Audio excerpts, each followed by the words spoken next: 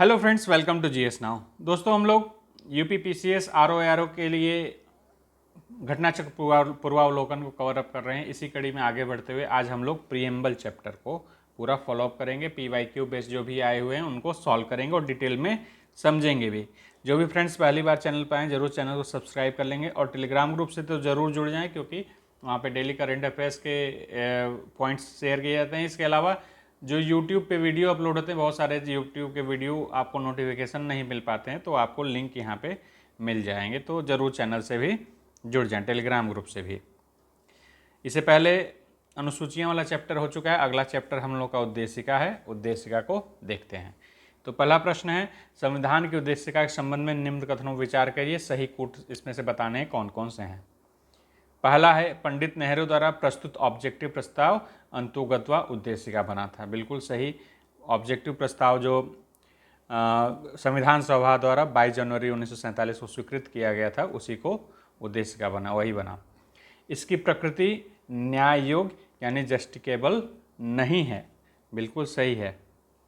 इस पर न्यायालय में चुनौती नहीं दी जा सकती इसकी प्रकृति के रूप में। इसका संशोधन नहीं किया जा सकता। बिल्कुल गलत। इसका संशोधन किया जा सकता है 1976 में 42वां संविधान संशोधन द्वारा इसमें संशोधन भी किया जा चुका है। और ये प्रश्न बार बार घुमा पूछता है। एक ही प्रश्न इस पे बनता है ये संशोधन के संबंध में, एक ही उसमें अमेंडमेंट ही हुआ है, एक ही कॉन्स्टिट्यूशनल अमेंडमेंट के द्वारा। तो इसको भी ध्यान रखेंगे, आगे मैं इसको थोड़ा डिटेल भी बताऊँगा आपको। ठीक है, तो ये गलत है। संविधान के विशिष्ट प्रावधानों को यह रद्द यानी कि ओवररीड नहीं कर सकता है, ये भी सही है। यानी आपका 1, 2 और 4 ऑप्शन बी सही होगा। इसको देख लें। पंडित नेहरू द्वारा 13 दिसंबर 1946 को प्रस्तुत किया है। संविधान सभा द्वारा 22 जनवरी 1947 को इसे स्वीकार किया गया था। इसी से रिलेटेड अगला वन लाइनर है, संविधान की प्रस्तावना का विधिक स्वरूप क्या है? इसे लागू नहीं किया जा सकता, यानी कि जस्टिकेबल नहीं है ये। भारतीय स्वतंत्र गणतंत्र की 26/1/1950 को सही संवैधानिक वस्तुस्थिति क्या थी जब संविधान लागू किया गया था? इस दिन हम लोग का संविधान लागू हुआ था। ये पूछ रहा है कि उस समय मूल रूप जब संविधान लागू हुआ था उस समय की स्थिति क्या थी? तो लोकतांत्रिक गणराज्य था। बिल्कुल सही। संपूर्ण प्रभुत्व संपन्न धर्मनिरपेक्ष लोकतांत्रिक गणराज्य? बिल्कुल नहीं, क्योंकि ये हमारा पंथ निरपेक्ष धर्मनिरपेक्ष शब्द 42वें संविधान संशोधन 1976 के थ्रू ऐड किया गया था, तो ये ऑप्शन नहीं सही है। फिर अगला है, संपूर्ण प्रभुत्व संपन्न लोकतांत्रिक गणराज्य? सही। समाजवादी ये सब जोड़ा गया था बाद में। तो ये पूछ रहा है, मूलतः ये पूछा गया है 42वां संविधान संशोधन के तहत आपका कौन कौन से शब्द जोड़े गए थे, इसको इन घुमा के पूछा हुआ है। तो इसमें आपको समझ में आ जाना चाहिए कि ये मूल रूप में जो संविधान लागू हुआ उसके उद्देशिका में क्या चीज़ें थी, यानी कि इसका ऑप्शन सी सही होगा। जो 1976 का 42वां संविधान संशोधन है, उसके द्वारा समाजवादी, पंथनिरपेक्ष और अखंडता शब्द को जोड़ा गया था। एक बार मैं आपको उस पर दिखा देता हूँ। प्रीएम्बल में समाजवादी, पंथनिरपेक्ष और अखंडता, ये तीनों शब्द आपके 42वें संविधान संशोधन 1976 के थ्रू ऐड किए गए हैं। तो यही प्रश्न बार बार घूम के पूछता है कि किस संशोधन, प्रीएम्बल में एक ही संशोधन ही हुआ है यही, और यही घुमा फिरा के पूछा जाता है कौन कौन शब्द हैं, कौन कौन से शब्द ऐड किए गए हैं, कौन से संशोधन से ये हुआ है। तो इसको ध्यान रखिएगा। इसके अलावा ये भी प्रश्न बहुत पूछा जाता है कि न्याय कितने प्रकार। आपको तो प्रीएम्बल, वैसे मेरा मानना है कि प्रीएम्बल आपको मेमोराइज होना चाहिए। इसलिए भी होना चाहिए कि पहले तो हम लोग शुरू से एनसीईआरटी आप पढ़ेंगे, बैग में आपको हमेशा दिन भर मिलता रहता था, हर बुक में मिलता है। जरूरी भी है, कम से कम प्रियम्बल संविधान के सब कुछ तो याद नहीं रख सकते थे, मूल भावना जो है हमारी संविधान की उद्देशिका ही है, तो उद्देशिका को तो हम लोग को याद रखना ही चाहिए। इसके अलावा ये इंटरव्यू में भी बहुत काम आ जाता है। कई बार बहुत छोटे प्रश्न पूछने होते हैं तो शुरुआत जैसे इंटरव्यू की इसी सब सारे प्रश्नों से हो जाती है कि आप प्रियम्बल सुना सकते हैं क्या, या फिर न्याय की बात उसमें क्या कही गई है प्रियम्बल में, ये बता सकते हैं क्या। तो ऐसे छोटे छोटे प्रश्न भी होते हैं, तो ये सारी चीज़ें आपको एम्पावर ज़्यादा करती हैं, आपको छोटी छोटी चीज़ें अगर मेमोराइज रहती हैं तो देखिए न्याय की इसमें बात की गई है, किस प्रकार की न्याय की बात की गई है। मैं दूसरे कलर से करता हूँ जिससे आप लोग समझ पाएँ कि ये अमेंडमेंट का पार्ट नहीं है, रेड से करते हैं। न्याय की बात की गई है, कितने प्रकार की न्याय, सामाजिक, आर्थिक और राजनैतिक न्याय, ये 3 प्रकार की न्याय की बात की गई है। स्वतंत्रता की बात की गई, किसकी स्वतंत्रता चाहता है, विचार, अभिव्यक्ति, विश्वास, धर्म और उपासना की स्वतंत्रता, यानी कि 5 प्रकार की स्वतंत्रता हो गई हमारी। और प्रतिष्ठा और अवसर की समता, समता चाहता है, 2 प्रकार की समता की बात करता है। तो ये चीज आपको याद रखना, ये क्वेश्चन बहुत बार पूछता है, ये पैरा बहुत ही इंपॉर्टेंट है, ठीक है, इसको ध्यान रखना चाहिए, इससे प्रश्न बनते हैं। और हमारा अमेंडमेंट तो एक है ही, ठीक है। चलिए अब अगले प्रश्न पे चलते हैं सीधे।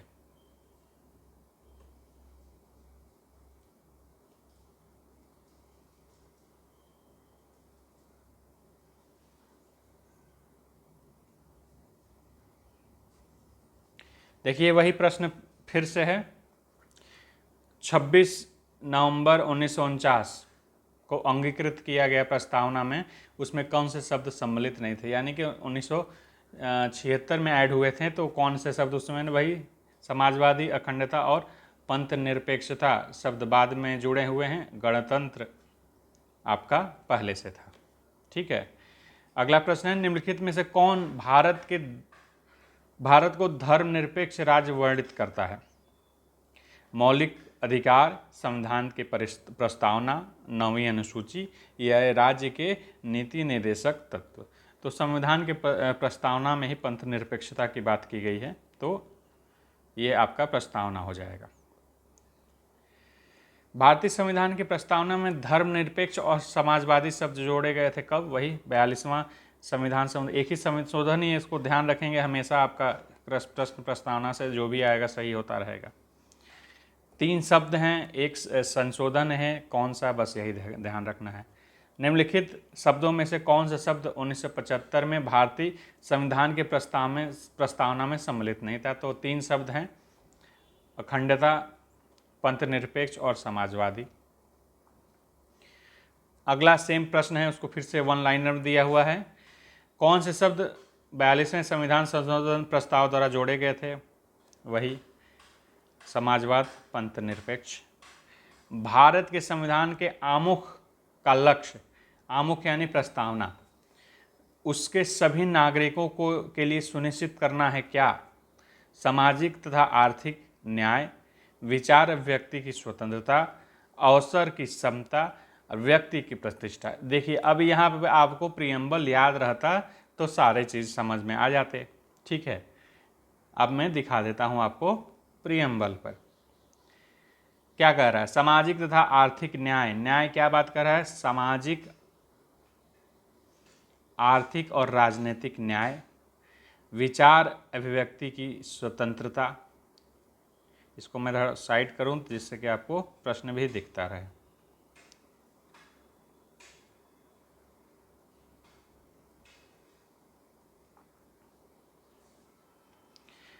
अवसर की समता,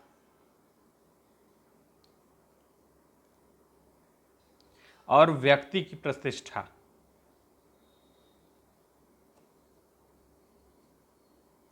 तो यानी ये चारों चीज़ों को इसमें इंक्लूड किया गया है, व्यक्ति की गरिमा और प्रतिष्ठा के लिए भी इसमें इंक्लूडेड है, तो ये आपके चारों हो जाएंगे।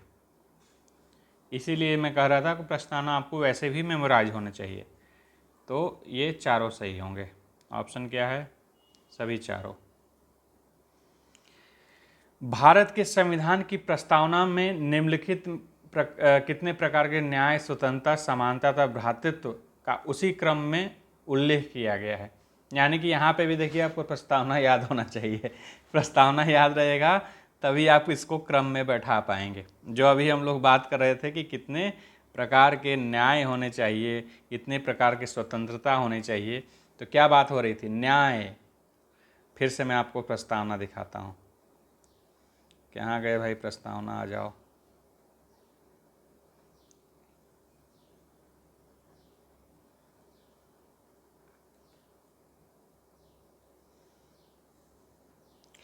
तो भारत की प्रस्तावना में 3 प्रकार के न्याय हैं। देखिए अभी मैंने आपको ऊपर दिखाया, फिर से दिखा रहा हूँ। न्याय कितने प्रकार की? सामाजिक, आर्थिक, राजनीतिक। स्वतंत्रता कितने प्रकार की? विचार, अभिव्यक्ति, विश्वास, धर्म और उपासना, यानी 5, और ये 3। और समता कितने प्रकार की? प्रतिष्ठा और अवसर की समता, ये हो जाएंगे 2। और भ्रातृत्व, भ्रातृत्व यानी बंधुता, तो आपका कितना, क्या क्या पूछ रहा है? न्याय 3 हो जाएंगे, फिर स्वतंत्रता 5 हो जाएगी, और फिर उसके बाद समानता 2 हो जाएगी, भ्रातृत्व तो 1 ही है। तो आपका आंसर हो जाएगा 3521।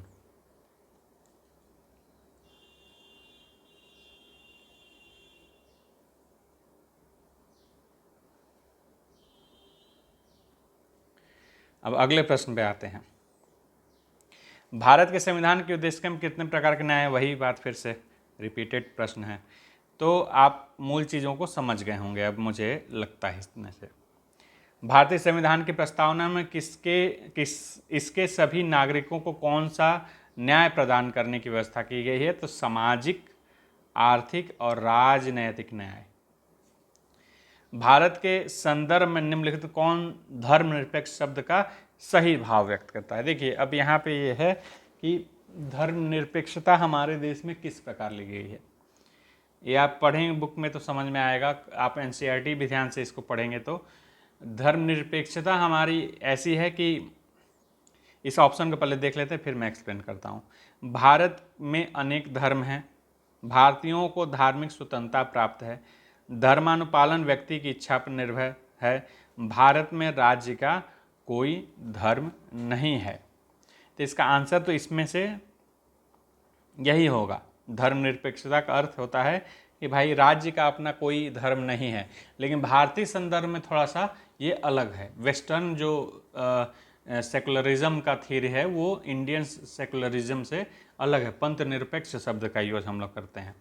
तो पंथ निरपेक्षता या धर्मनिरपेक्षता कहने का अर्थ हम लोग धर्मों से तटस्थ तो हैं, लेकिन सभी धर्मों को समान रूप से उसके वृद्धि या फिर उसके जो भी हैं उनकी प्रक्रिया, उनको समान रूप से हम लोग राज्य जो है उसका हित करने की सोचता है। ऐसा नहीं कि किसी धर्म विशेष के प्रति लगाव रखता है। सभी धर्मों का समान संरक्षण वहाँ यहाँ पे प्रदान किया गया है। जबकि यही वेस्टर्न में आप जाएंगे तो धर्म और राज्य की धर्म से तटस्थता, अलगाववाद की विचार रखते हैं। ठीक है, देखिए यहाँ पे लिखा है सभी धर्मों को राज्य द्वारा समान प्रश्रय अपेक्षित है। यानी कि हम वेस्टर्न जो सेकुलरिज्म की थ्योरी थोड़ा सा उससे अलग है कि वहाँ पे राज्य और स्टेट और रिलीजन का तटस्थता चलता है, लेकिन यहाँ पे क्या है, हम लोग समानता देखते हैं सभी धर्मों के प्रति। सभी धर्मों को समान अवसर हैं। निम्नलिखित में से कौन शब्द भारतीय संविधान की प्रस्तावना में उल्लेखित नहीं है? संप्रभुता, लोकतंत्रात्मक, पंथ निरपेक्ष और संघी। संघी बात नहीं कही, संघ की कोई बात हमारे प्रस्तावना में नहीं है। फेडरलिज्म शब्द का शब्द नहीं है। अनुच्छेद 1 में यूनियन शब्द का, हम लोग फेडरल शब्द या संघी, हिंदी में तो संघी यूज करते हैं, लेकिन वास्तव में यूनियन है वो, न कि फेडरल है। फेडरल में होता है कि राज्यों को अपने स्वतंत्रता का अधिकार एक तरह से होता है, लेकिन यूनियन जो है उसमें स्वतंत्र नहीं हो सकता है, राज्य अलग नहीं हो सकता है।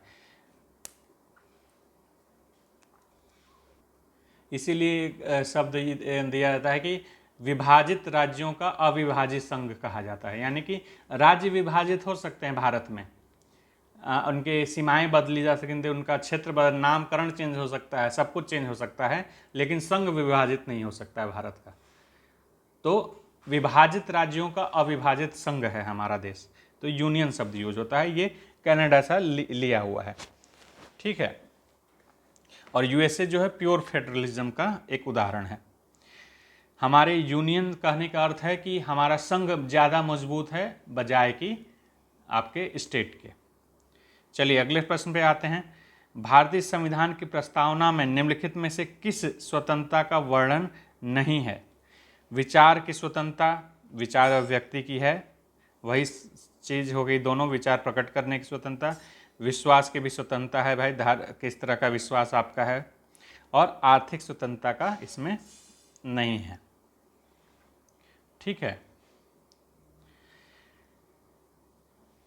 भारतीय संविधान की प्रस्तावना में उल्लिखित नहीं है, धार्मिक न्याय की बात नहीं की। न्याय किस प्रकार की कही गई है? तो सामाजिक, आर्थिक और राजनीतिक न्याय की बात की गई है। भारतीय संविधान का कौन सा भाग संविधान की आत्मा कहा जाता है? मूल अधिकार, राज्य के नीति निर्देशक तत्व, उद्देशिका, संवैधानिक उपचारों का अधिकार।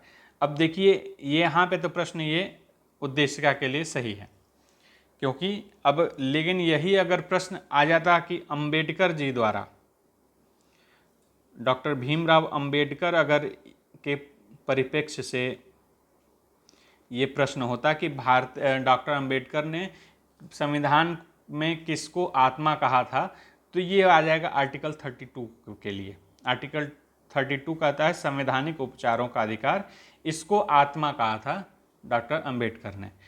तो अगर ऐसे डायरेक्ट पूछा जाए तो उद्देश्य का आपका आंसर होगा बिल्कुल सही। और अगर अंबेडकर के परिप्रेक्ष्य में आता है तो आपका आर्टिकल 32 को माना जाएगा। देखिए यहाँ पे लिखा भी है, डॉक्टर बी.आर. अम्बेडकर ने संवैधानिक उपचारों के अधिकार को संविधान की आत्मा और हृदय कहा था।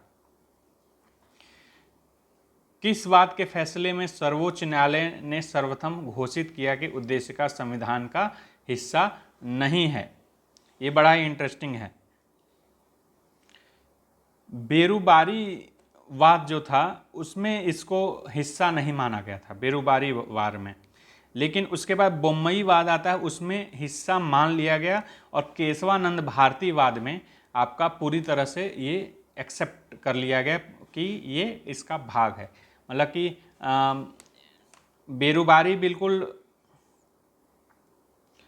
नहीं मानता था और बोम्मई वाले में कुछ स्वीकृति मिली और उस स्वीकृति को प्रतिस्थापित किया गया किसमें? केशवानंद भारती वाले वाद में इसको पूर्ण रूप से प्रतिस्थापित कर दिया गया।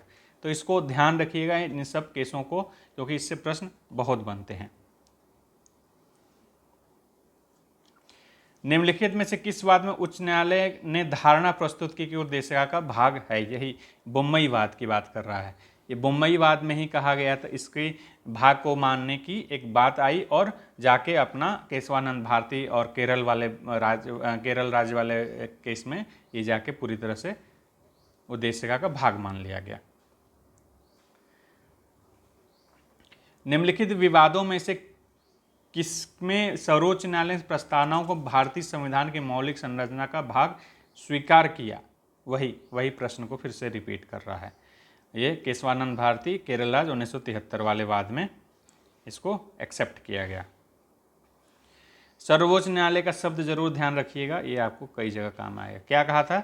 हमारे संविधान का प्रसाद उद्देशिका में वर्णित बुनियादी तत्वों पर खड़ा है। यदि इसमें से किसी भी तत्व को हटा दिया जाए तो सारा ढांचा ही ढह जाएगा, अर्थात संविधान वही नहीं रह जाएगा, अर्थात अपना व्यक्तित्व व पहचान खो देगा। प्रसाद का अर्थ होता है जो ऐसे मान लीजिए एक खंबे हैं और इसको प्रसाद कहा जाएगा, बालकनी की तरह समझ लीजिए या फिर छत समझ लीजिए, ठीक है। भारतीय संविधान की प्रस्तावना में जिन उद्देश्यों की रूपरेखा दी गई उसकी व्याख्या की गई है वो क्या है? जिन आदर्शों और उद्देश्यों की रूपरेखा दी गई है। प्रस्तावना में किन आदर्शों और उद्देश्यों की रूपरेखा। पहला ऑप्शन है मूल अधिकारों के अध्याय में, हाँ यहाँ की गई है। राज्य के नीति निर्देशक तत्व सिद्धांत में यहाँ भी की गई है। मूल अधिकारों और राज्य के नीति निर्देशक सिद्धांतों तो मौलिक कर्तव्यों के अध्याय में, ये ज़्यादा सही है। हमारे प्रस्तावना में जो भी एम हैं, उद्देश्य हैं, आदर्श हैं, उनकी पूरी जो व्याख्या, पूरा आदर्श को रूपरेखा जो दी गई है, कहाँ कहाँ से अधिकारों की बात की, जो हमारे सामाजिक, आर्थिक, राजनीतिक न्याय की है बात, समानता की बात है, या फिर स्वतंत्रता की बात है, व्यक्ति की प्रतिष्ठा की बात है, गरिमा की बात है, वो सारी चीज़ें कहाँ फुलफिल की जाती हैं? हमारे मूल अधिकारों के थ्रू। मूल अधिकार दिए गए हैं जिसमें हमें अपने अधिकार, स्वतंत्रता के अधिकार, राजनीतिक न्याय के अधिकार, आर्थिक न्याय के अधिकार, सामाजिक न्याय का, ये सारी चीज़ें मिलती हैं। और नीति निर्देशक तत्व है जो कि उस डायरेक्शन में जो चीज़ें नहीं हो पाई हैं लेकिन राज्य का एक दायित्व है उस डायरेक्शन में जाने की, वो सारी चीज़ें हैं, कुछ कर्तव्य हैं, इन सब चीज़ों को भी लेके इंक्लूड करता है। तो हमारा ऑप्शन सी सबसे परफेक्ट आंसर इसमें होगा। निम्नलिखित में से कौन एक भारतीय संविधान के उद्देश्यों को प्रतिबिंबित करता है? बिल्कुल प्रस्तावना ही है, उद्देशिका इसीलिए कहा ही गया जो कि उद्देश्यों को प्रतिबिंबित करता है। संविधान में दिया गया आमुख, आमुख यानी प्रस्तावना, न्यायालय में लागू नहीं होता है, महत्वपूर्ण है और उसकी उपयोगिता है, शासन करने में उद्देश्यों को उल्लिखित करता है, संविधान के कानूनी अर्थ निर्णय में सहायता करता है। तो इसमें न्यायालय में लागू नहीं होता सही है, महत्वपूर्ण है और उसकी उपयोगिता है, ये भी सही है, शासन करने में उद्देश्यों के उल्लेखित करता है, ये भी सही है, संविधान के कानूनी अर्थ निर्णय में सहायता करता है, ये चारों सही है। तो ऑप्शन तो कुछ अलग है, 1 2 3, ये कुछ गड़बड़ आंसर है शायद।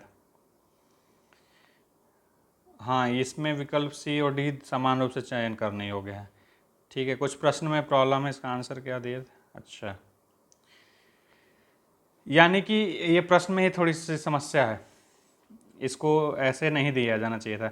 वैसे इसका ऑप्शन लगभग सारे सही हैं एक तरह से देखेंगे तो ये प्रश्न की समस्या है। चलिए इसको आगे छोड़ देते हैं। निम्नलिखित में से कौन सही है? सामाजिक समानता संविधान में प्रत्याभूत नहीं है, देश में सामाजिक समानता पहले से ही विद्यमान थी, सामाजिक समानता संविधान में प्रत्याभूत है, उपर्युक्त में से कोई नहीं। इसमें पूछ रहा है कौन सही है। तो सामाजिक समानता संविधान में प्रत्याभूत नहीं, ये गलत स्टेटमेंट है। सामाजिक समानता की बात होती तभी मौलिक अधिकारों में बहुत सारे अधिकार स्त्रियों के लिए, पिछड़े वर्गों के लिए दिए गए हैं, तो सामाजिक समानता की बात तो की गई है। देश में सामाजिक समानता पहले से विद्यमान थी? नहीं, विद्यमान होती तो फिर आरक्षण का मामला या फिर किसी महिलाओं और बालकों के लिए विशेष करने की स्थिति नहीं आती, या किसी विशेष जातियों के आरक्षण की बात नहीं आती। तो समानता तो सामाजिक पहले से विद्यमान नहीं थी। सामाजिक आर्थिक समानता संविधान में प्रत्याभूत हैं, ये आंसर इसका सही होगा। चलिए, प्रस्तावना चैप्टर समाप्त हो गया है। आई होप आप लोगों को ये, आपको जो भी हम समझाएं आपको पसंद आया होगा। वीडियो अगर पसंद आया होगा तो ज़रूर लाइक कर देंगे, अपने फ्रेंड्स के बीच में ज़रूर शेयर करेंगे और चैनल को सब्सक्राइब करेंगे कि आगे भी इस तरह के वीडियो लगातार आपके सामने आने वाले हैं। Thank you for watching GS now. Take care.